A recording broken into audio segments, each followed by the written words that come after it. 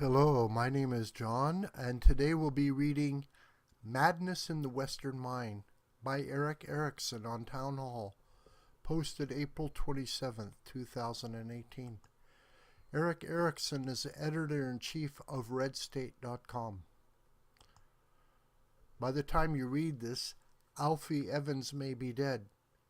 Evans is a toddler with a rare disorder that has required him to have a prolonged hospital stay. His disorder is little understood, and instead of trying to understand it, doctors decide it would be best to remove Alfie from ventilation and let him die. Alfie's parents protested, as they had not explored all treatment options, but the British state has largely decided that parents are only permitted to raise children so long as the parents raise them as the government sees fit. A court determined that it was in Alfie's best interests to die. Left unsaid, the judge is a secular activist of left-wing causes, and the parents are lower middle-class devout Catholics. One must wonder just how much the judge's own bigotry played in the decision. Because the United Kingdom has decided Alfie really belongs to the state can kill him. A doctor assured the courts that within 5 minutes of removing Alfie's ventilation, the child would die.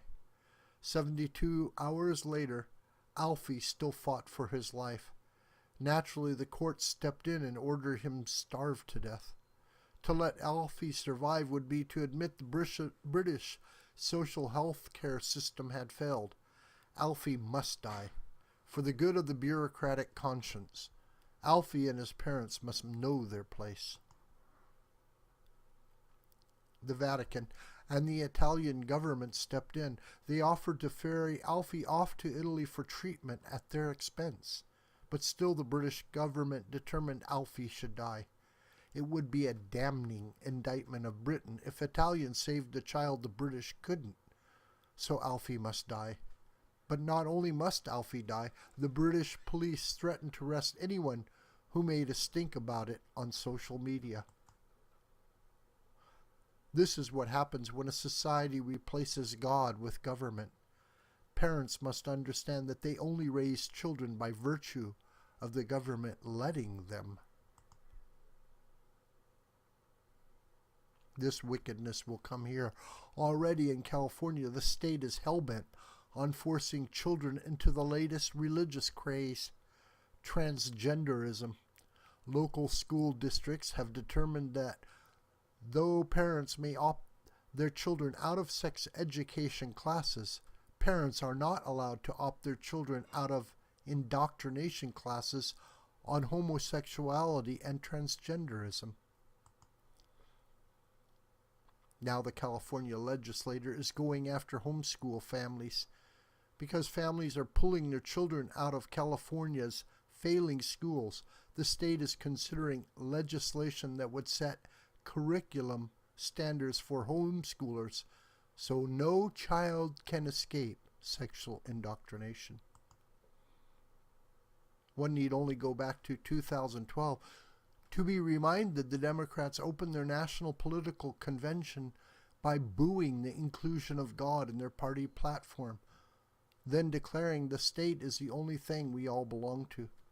Cecil Richards, the president of Planned Parenthood, just went on record saying that when life begins varies per pregnancy. For years, the left has told us that all Christians are anti-science bigots, but now they would have you believe life begins when they say so, that boys can become girls at will, and that children must die to ensure faith in their created systems.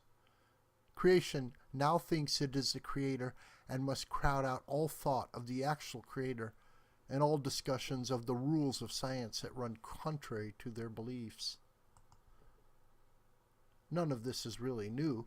Thousands of years ago, ancient pagan civilizations sacrificed children to ensure good harvests. Now the pagans sacrifice children to ensure a good environment.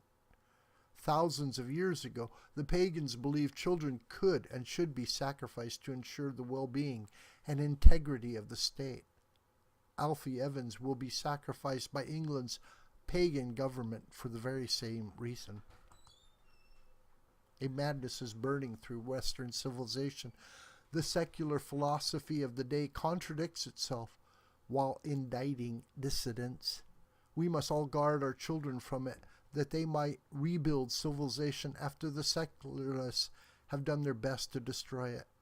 The great silver lining in the collapse of the West is that people of faith are still producing large families, while the secularists are either aborting or not having children at all.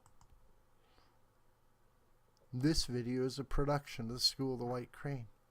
My name is John Brooker, and you could reach me through commentary on this video or through my Gmail listed here. Please share this video with family and friends and on social media. May God richly bless you, my beloved.